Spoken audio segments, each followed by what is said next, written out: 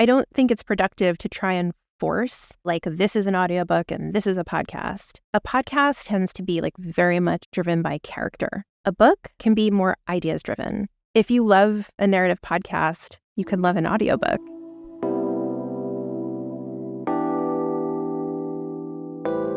This is Podcast Perspectives, a show about the latest news in the podcast industry and the people behind it. I'm your host, Jeff Umbro, founder and CEO of the Podglomerate.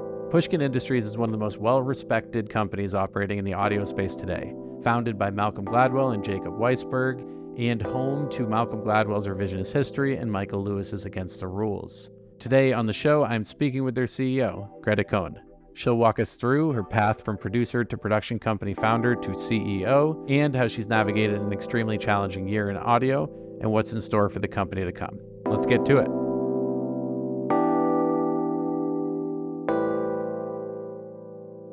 Welcome to the show, Gretta. Thank you. Thanks for having me. It's funny. I was actually just laughing to myself because I am a huge Bright Eyes fan, and I think I grew up listening to your music. Quite possible. I know that you played cello from a young age, but did you always want to work in audio in general, or was it always music, or what drove you to the audio space? It was a slightly circuitous path, I think. If you're talking about, if your definition of audio is the work that we do now in terms of audio storytelling, podcasting, audiobooks. But no, it wasn't something that I knew necessarily that I was headed towards. My first essentially career out of college was as a professional musician, playing in Cursive and Bright Eyes and The Faint and a bunch of other bands that were located around Omaha, Nebraska and Solid Creek Records. And I did that for about 4 years, living a full-time life as a touring musician. I had always had an interest in journalism, though, and so while I was full-time playing music, I was also writing for a local alt weekly in Omaha. I took a 3-month break from the band, and I took an internship at the Village Voice in 2003 or something like this. Yeah, actually, I worked very closely with Ed Park, who, if I'm not incorrect, is now a Pulitzer winner. That was peak Village Voice too, right? It was peak Village Voice. It was fun and great, and I actually worked first as an intern with Ed Parks in the books department, and then I was working with a guy named Nick Catucci, who was covering music and culture. It was great. After I left Cursive, which I had decided to do because I just wasn't certain that playing music full-time, touring full-time was really where I saw my life headed. And it took me a few years to figure out that really what I wanted to do is basically what This American Life did. So I worked at a ringtone company. So audio is a theme throughout. Yeah. So this was at a time when people paid for ringtones. And I remember cutting down Sean Paul's temperature into 3 seconds, 6 seconds, 9 seconds. It took me a series of conversations with people, kind of exploring. I think actually the thing that triggered me into audio storytelling was having coffee with a guy who used to do illustrations for This American Life. And I was explaining to him, I'm interested in all this sonic stuff and journalism and storytelling. And he's like, this is probably what you should be doing. And I ended up going to study at the Salt Institute in Maine with the great Rob Rosenthal. And then kind of everything from there is my present day work life. So it took me a little circuitous path to get there. And I bet you a lot of what you love about your job now came from each of those. And I bet you learned a lot at each of those different avenues that taught you a lot about what you're doing today. You cut your teeth in actual podcast and radio work afterwards at WNYC, including Freakonomics. Yeah. And then you were a very early employee at Earwolf, correct? Yeah, I was the first producer hired in the sort of newly formed New York office. That was in 2014. And it was myself and Eric Dean and Lex Friedman. And then shortly after that, Chris Bannon. And we were this inaugural New York crew helmed with essentially building out the production arm, or at least that was my job, was to build out the production arm. The nature of the Earwolf podcasts prior to that had been largely engineer focused. So The engineers were also kind of doubling as producers in many ways. But it was the first time that the company decided they wanted to really put a focus on producers and expanding slightly beyond the sort of comedy bang bangs. And yeah, that was a great time. You had kind of like a front row seat to like each of the big eras of podcasting. Yeah. I'm curious, just like on a super basic level, like, do you think that your jobs historically could exist again today the way that they did back then? Yes. Initially, I was a producer at WNYC. I worked, as you said, on Freakonomics and a show called Soundcheck. I think that the job of a producer at a public radio station is still very much the same. At that time, there weren't a ton of other opportunities actually like in this space. And I like applied and like had to bang on the door to get in at WNYC for several years. The sort of like building the team of a brand new startup podcast arm of a place like an Earwolf or a Midroll, that I'm not sure about. I actually think we might be sort of in a different era than that. Like that was very sort of like starry-eyed and super optimistic. Yeah. You can't be scrappy anymore unless you have like venture money behind you. Yeah. And Midroll was an amazing Midroll/Earwolf had just, they had figured out the ad sales piece. Jeff Ulrich, who had co-founded that company, and he really was like the mastermind, I think, behind the Midroll piece. And even then, like the ad sales at Midroll were essentially deficit financing some of the comedy shows that were existing on the Earwolf network. And so that was a great front row seat to understanding how the business can work. So you started Transmitter in 2017.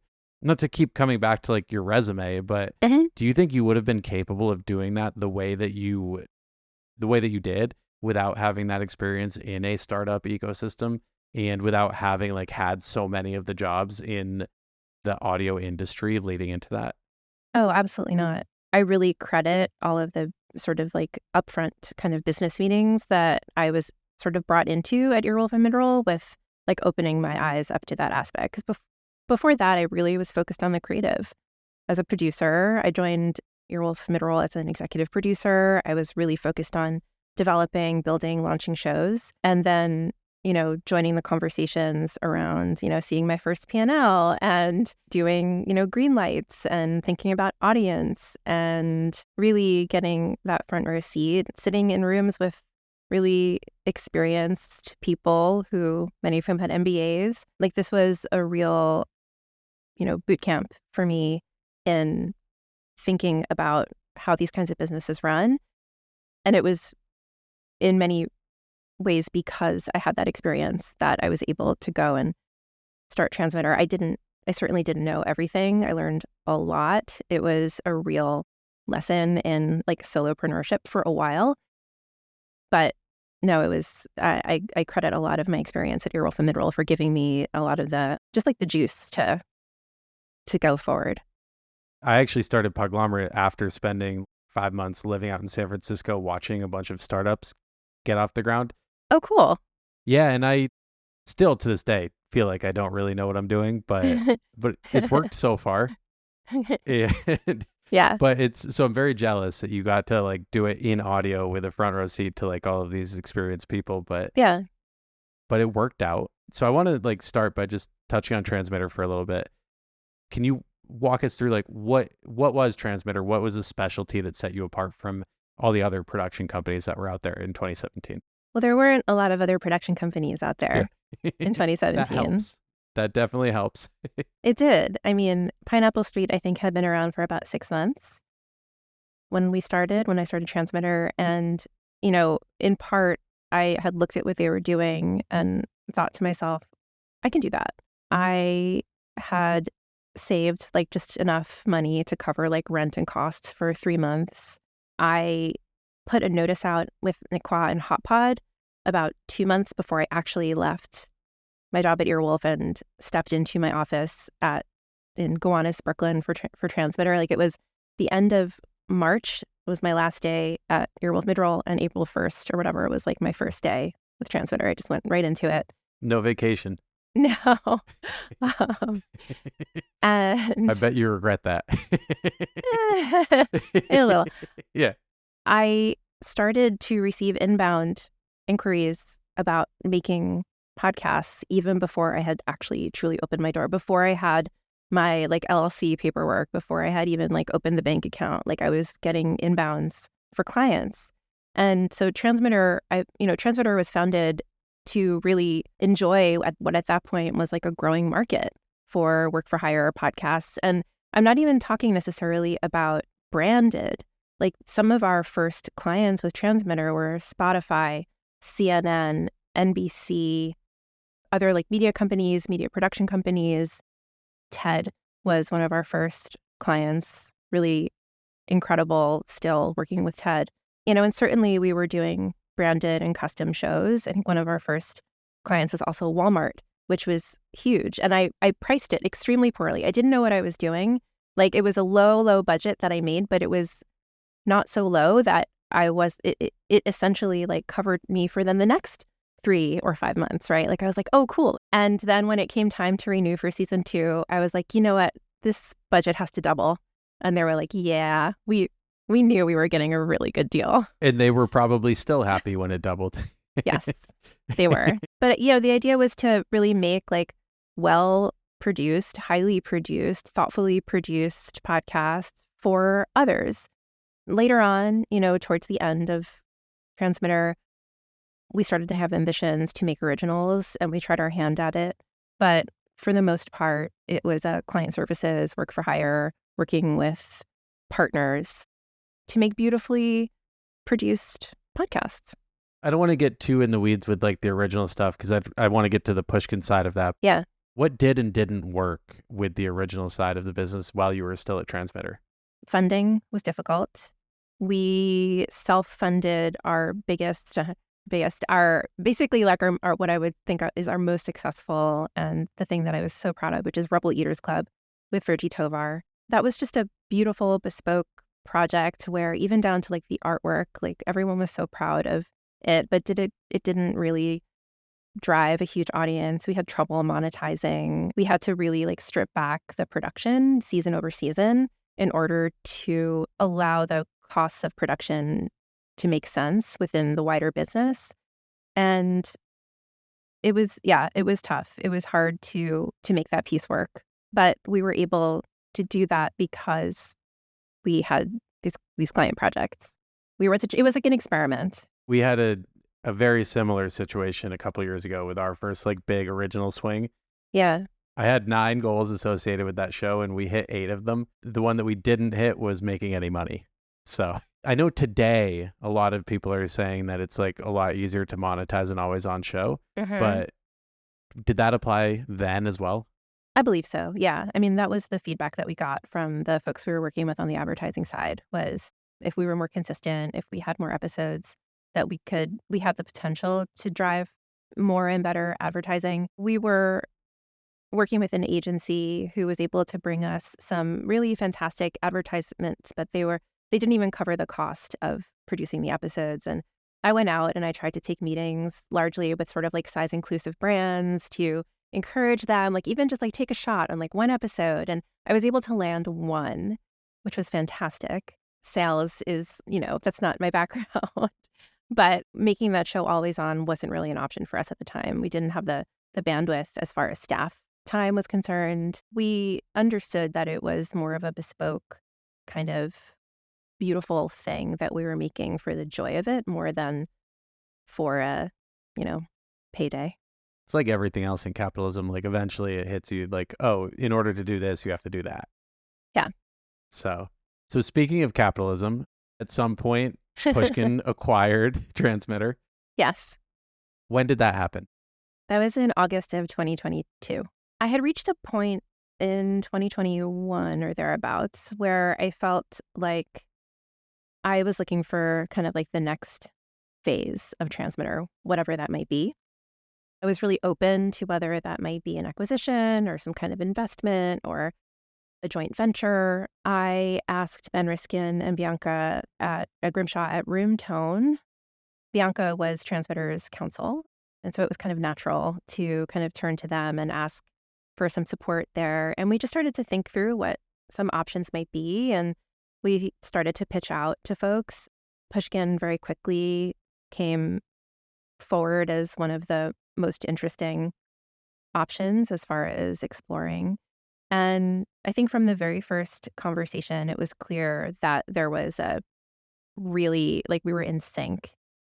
The kind of work that I was interested in making was very much the kind of work that Pushkin was making. Essentially the attention to detail, the focus on quality, not being a sort of like factory of churning out podcasts day in, day out, but really focusing on story.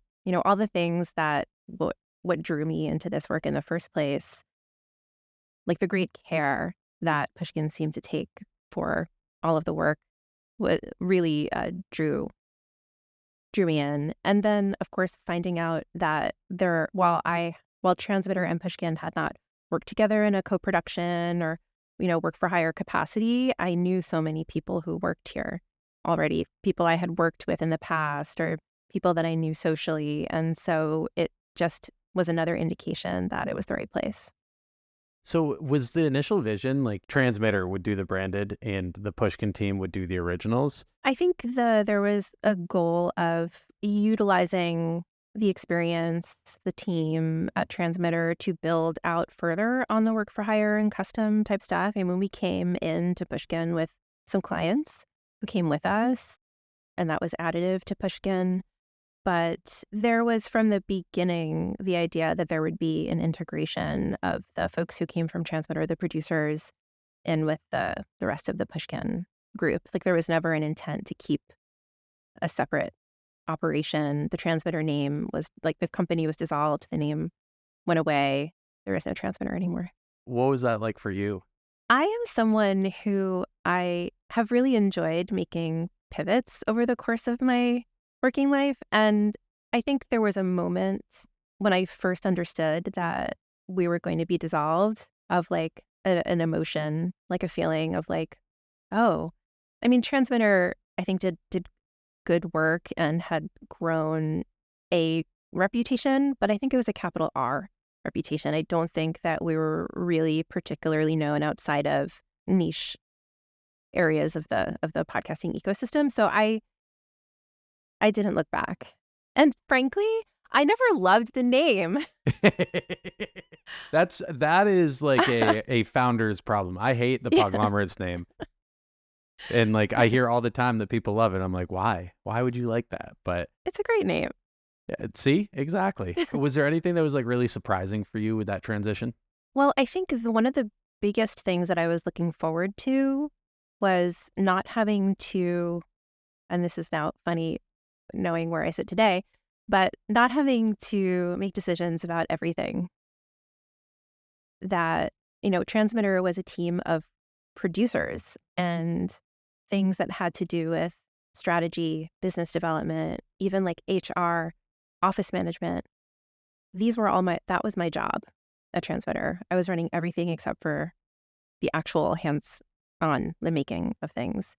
And so it was a great relief to me to come into a place where I had more peers and that it wasn't resting on my shoulders to have to do all of those things and more. So that wasn't surprising. That wasn't necessarily unexpected, but the transition was one where I like breathed a sigh of relief. I was like, okay, like now I can focus on heading production and I don't have to like run payroll every week.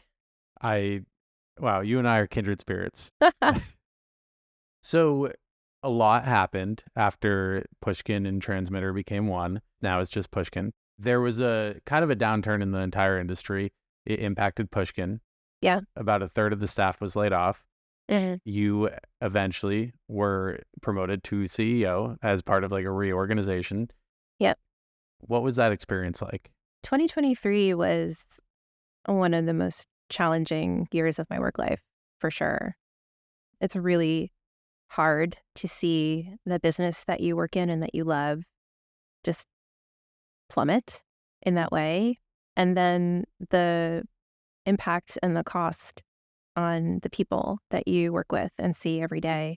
And those conversations are awful and traumatic for everyone.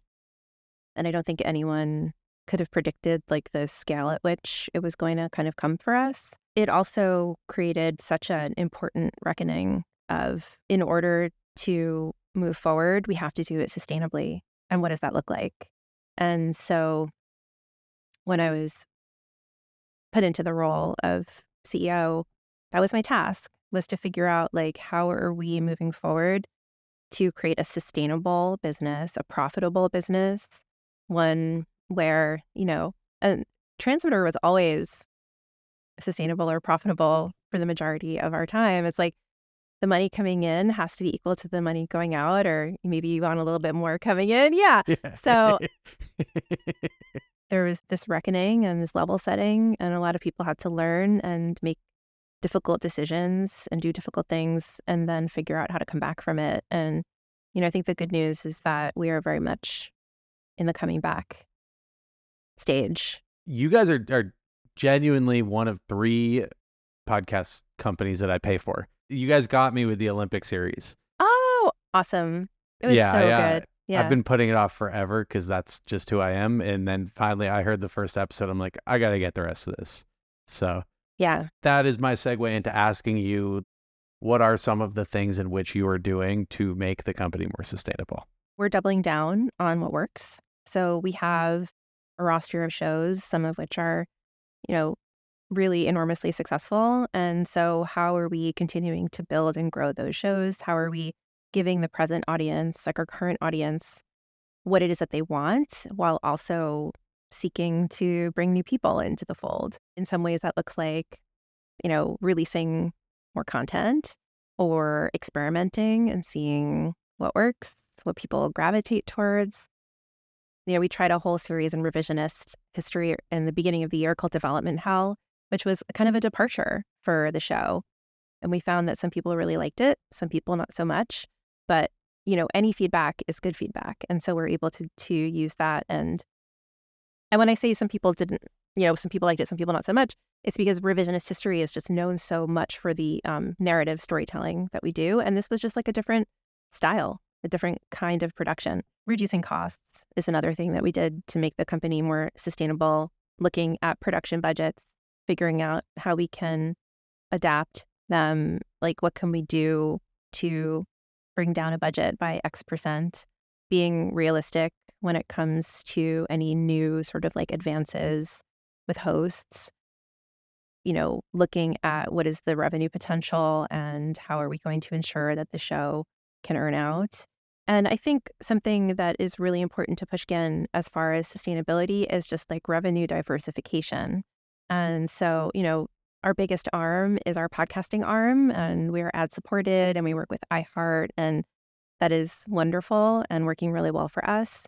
We also do branded work. We work with companies and we make podcasts for them. We also have our audiobooks arm, which was, I actually had briefly been involved with audiobooks in like 2008 for a short period of time, but coming to Pushkin, it's been a real education for me in the place of audiobooks, how audiobooks function, really learning that podcasts and audiobooks are really operating on a continuum, and being able to sell something direct to consumer is amazing. Yeah, it's really nice. And you have your premium subscription stuff too, which is and awesome. We have our subscriptions, yes, which is another really important part of diversification. Yeah.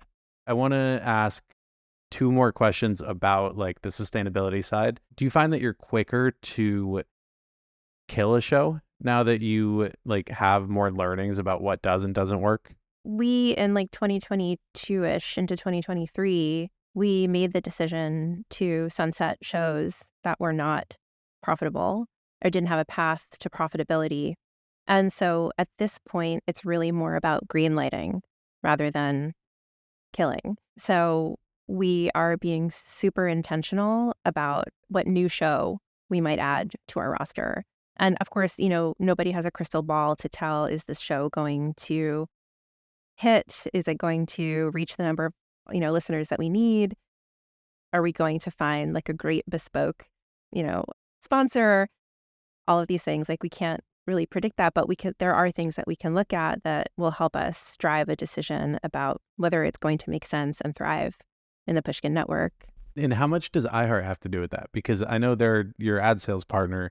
Mm-hmm. Are they able to pre-sell all of your shows just on the back of it being a Pushkin show? They have pre-sold some shows. Yes. Okay. Yeah. Are those like special shows, or is it like for example, the Olympic series Mm-hmm. that you did under revisionist history, like Mm-hmm. that kind of had a guaranteed audience, right? For our long-running shows, the ad sales team at iHeart, who are amazing, are just always focused on like the next thing. We are engaged with them on like a weekly basis. Here's what's coming. Who do you think might be interested? Could we get a package like for this or that or the other thing? Our show, Medal of Honor, was something that was sold prior to production even starting because it had we were able to tap into a really specific audience and advertisers who were seeking that very specific audience. iHeart is always thinking ahead. So in a sense, you could say we are always pre-selling. But for a brand new show, like for example, we launched Risky Business with Nate Silver and Maria Konnikova. It was on their list. Like we knew they were thinking about it.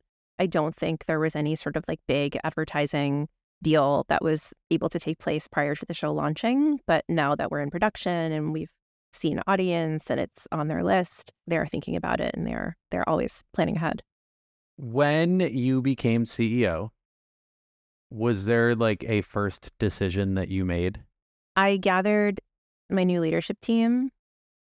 I had them come over to my apartment. We had coffee, and then we had salads, and then we had cookies, thinking about the day in terms of the food and the snacks. But we just went through every single sort of like department or function and thought about what needed to change. So, whether that's from marketing or finance or biz dev or any of it, like where are we at and where do we want to be in X period of time? And I think, initially the goal was sustainability, profitability. And so trying to take some learnings from like the past X years, 4 or 5 years of Pushkin history, and then figuring out what are the things that we need to think about doing differently in order to move into the next era of Pushkin. I am proud of, along with the team, making the company sustainable. Like we achieved that goal, and we're very proud of that. That was hard-earned. What is the challenge is maintaining that. Yeah. So in some ways, it's maybe not as hard as the getting to it, but like right now, I'm thinking about 2025. I'm already there because I need to be, because we need to know what is Q1 going to look like. The rest of the year is like already pretty much like we know what the rest of the year looks like. Malcolm Gladwell and Jacob Weisberg are the founders of Pushkin. They're still very much involved. Yes. What is that relationship like now? So Jacob is our executive chair. He's also the chair of our board. He is so good at thinking through complex business decisions. So he and I meet regularly and we talk through future thinking. We talk through any sort of like present puzzles or challenges that need a little bit of unsticking. And Malcolm is essentially our editorial director. Revisionist History is our biggest, most successful show. Malcolm is like the creative engine that drives Pushkin. Malcolm is probably one of the most inspiring people I have ever worked for and with. And to sort of interface with him on a regular basis, to hear his ideas, his enthusiasms, he's probably one of the most optimistic and excited people. He wants to have fun. And I think because he wants to have fun, he wants everyone at Pushkin to be having fun. And so, he was reaching out to me to plan something for early 2025, because he's also thinking about 2025. And the end of the email just said, "So fun, right?" And I'm like, yes, this is going to be so fun.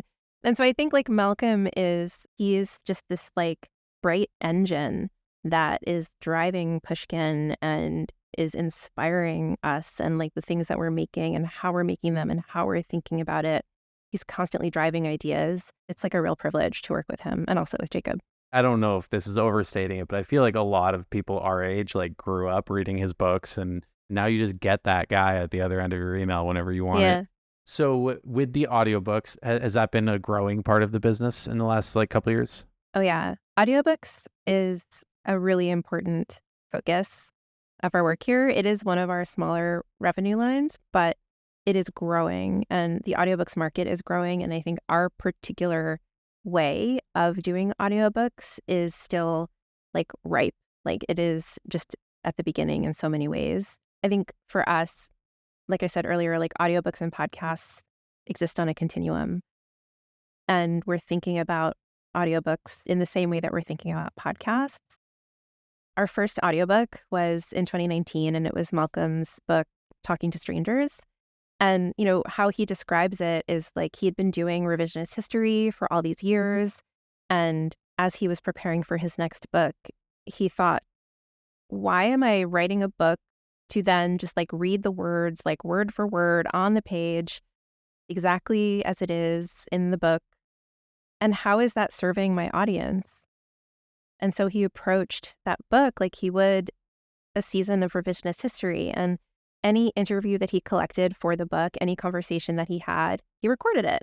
Anytime he came across some great piece of archival that he thought would be something that he might include in the book, he made a note, like this is going to be in the audiobook. And so the writing of the book was thinking about the listening experience from like the ground floor. And then that book did so well. The audiobook did very well, and it was like competitive with sales for the book.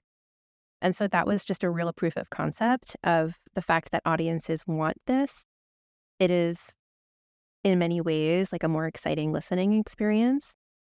I think that there's a lot of hand-wringing about what audiences want or what they don't want. And I think that in many ways, the difference that we're thinking about, like, oh, you know, traditional audiobooks and this audiobook, it's just like it's a technical difference. Like audiences, I think, are excited about encountering something that offers them a little bit more like of an immersive cinematic experience. What we can do with our audiobooks program is we have our, for the most part, this kind of permeability between our podcasts and our audiobooks. So Malcolm has a new book coming out called Revenge of the Tipping Point. We produced the audiobook. The new season of Revisionist History this fall is all a companion podcast for Revenge of the Tipping Point. And so if you enjoy the book, then you might like to hear more about the background of the stories, which he explores in the podcast. If you are a fan of the podcast and you hear these episodes about this new book and the stories that are in them, you might be compelled to go check out the book. And we did this also with Michael Lewis and the book Liar's Poker. So there's more of a connection between the mediums than I think a lot of other places are able to like capitalize on. It doesn't hurt that you also have like this built-in distribution platform to promote the book. Yeah. So yeah, exactly. Since you're producing podcasts and audiobooks, like how do you differentiate like which is which? Why couldn't Malcolm's book have been the next season of Revisionist History? So I think that there's less of a distinction between the two. Like, I don't think it's productive to try and force like this is an audiobook and this is a podcast type distinction. This is in part sort of like Malcolm's leadership on our thinking around audiobooks and podcasts, which is a podcast tends to be like very much driven by character. Like you need a really good character to draw you in to a podcast, broadly speaking. A book can be more ideas driven. And so one of the ways in which like in particular Malcolm has like moved between podcasting and audiobooks so seamlessly and so well is that like, for example, The Bomber Mafia, which was a revisionist season, and it focused on this guy, Curtis LeMay, and it really was like character study and told a story like focused on characters. And then The Bomber Mafia was really more of a like, it definitely involved all those characters, but it pulled back the lens a little bit. And the book itself starts with Malcolm reflecting on his own family and intersections with some of the stories that are going to be told in the book, and then his own sort of like interest in World War II history and like things that like wouldn't really have made sense in the podcast, we wouldn't have like had time for in the podcast. Like the book allows you to take a little bit more time. And I think part of it also is the way that podcast audience and audiobooks audience are a little bit differently trained. I think a podcast audience wants to know, like, you know, we often tell ourselves like you have 30 seconds to like capture that listener, or they're going to leave and they're going to go somewhere else. So it's like you really have to like put a bunch of bells and whistles up front and like draw people in with a great cold open or some like really exciting story. But with the book, you can kind of say like, hey, I'm going to tell you a story. It might take me a couple minutes. Yeah, like just like settle in. We're gonna go through something together. And like part of it is like if you're an audiobooks listener or a podcast listener, you've made that choice, you've pressed play on that thing. And so you know like what you're in for. So I think I'd like to see like our vision of a continuum become more of a prevalent thing. I think before I came to Pushkin, I was not an audiobooks person. I didn't listen to audiobooks. I wasn't really sure like what the Pushkin audiobook experience meant. And now that I've been here for a few years, I understand it very well. And I see why it is so compelling and something that I spend time with and that I hope others will want to spend time with. If you love a narrative podcast, you can love an audiobook. I know that I am the weirdo here, but I just read Barbara Kingsolver's book, Demon Copperhead. Oh, cool. And like I was literally thinking the entire time that I was reading it, and I loved it. It was like best thing I've read in the last decade. But as I was reading it, I'm like, if I was listening to it, would I enjoy it as much? And the answer is maybe. It kind of depends on like how they produce the thing. But yeah. And distribution wise, I know that you guys have like, you know, a partnership with Supporting Cast and you're putting it out that way. Are you also distributing this through like every other place that people can buy audiobooks? Yes, we are. What can we expect in 2025? So I think we're really going to be moving even deeper into our audiobooks program. We made an internal promotion and we appointed Nicole Optenbosch, our publisher.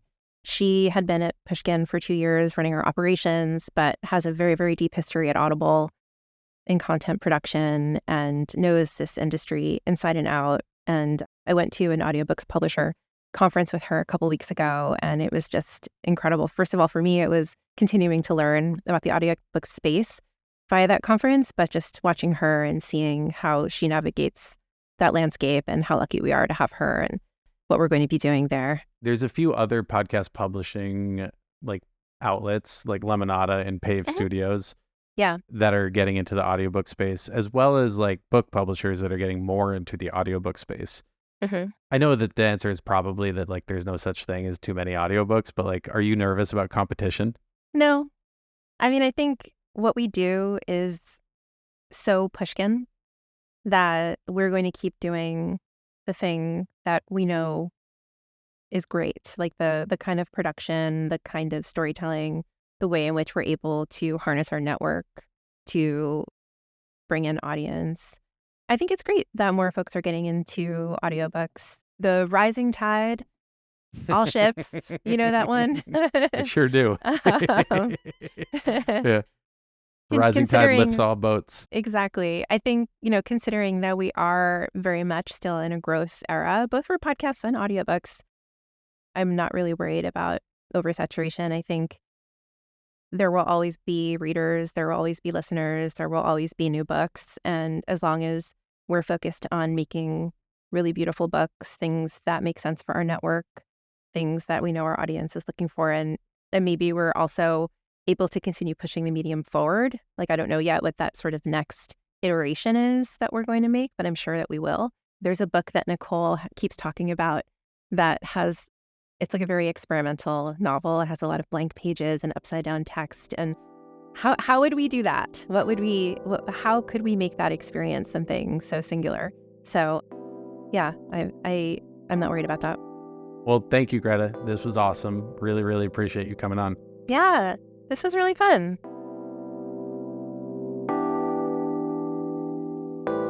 Thank you so much to Gretta Cohn for joining us on this episode of Podcast Perspectives. You can follow her on LinkedIn at Gretta Cohn, GrettaCohn. Or you can check out Pushkin.fm to see all of the amazing things that her and the team are working on. For more podcast-related news, info, and takes, you can follow me on Twitter at Jeff Umbro. Podcast Perspectives is a production of The Podglomerate. If you're looking for help producing, marketing, or monetizing your podcast, you can find us at podglomerate.com. Shoot us an email at listen@thepodglomerate.com or follow us on all social platforms at Podglomerate or Podglomerate Pods. This episode was produced by Caitlin Bogucki, Chris Boniello, and myself, Jeff Umbro. This episode was edited and mixed by Jose Roman. And thank you to our marketing team, Joni Deutsch, Madison Richards, Morgan Swift, Annabella Penna, and Vanessa Ullman. And a special thank you to Dan Christo and Tiffany Dean. Thank you for listening, and I'll catch you all in 2 weeks.